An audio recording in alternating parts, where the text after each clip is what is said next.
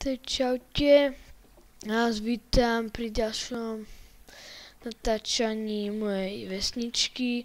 Dáme si warp vesnička. A ako vidíte, tam je moja vesnička. Jeden domček vyzerá nejako takto, je to trošku také divné, hej.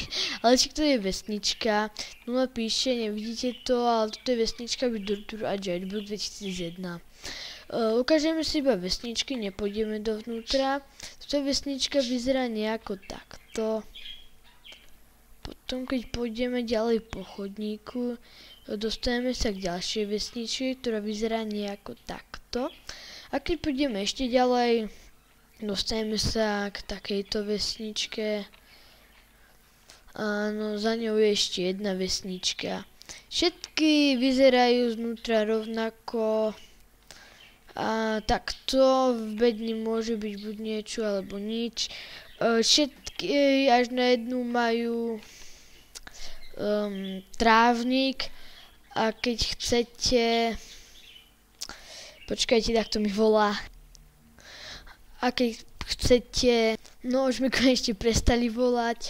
No keď chcete, ako sa vykraknete, ako sa kraftí tento sklený panel, zoberiete si sklo a musíte, ja vám to ukážem na hline, ale vy budete mať pri tom toto sklo kockaté. Zoberiete si, dáte tu a tu. Keď máte takto, tu vám naskočí to ten panel a budete ho mať tam 16. Ten teraz nemám nič, lebo som to robil so hlinou. A potom vám čo ešte ukážem. Áno, môžete potom chovať tekvičky. Ja tam pestujem tekvičky, áno. Lebo oni sa vám počasie zídu, posadíte si ich a svietia vám. Teraz dáme warp vesnicka. Ako vidíte, no toto a toto tu, áno, tu je diera, kde som teraz spadol do riti. Tu nám máme tie melóny, bože, to je jedno, ja neviem už, ak sa to volá, čaute. Lúči sa s vami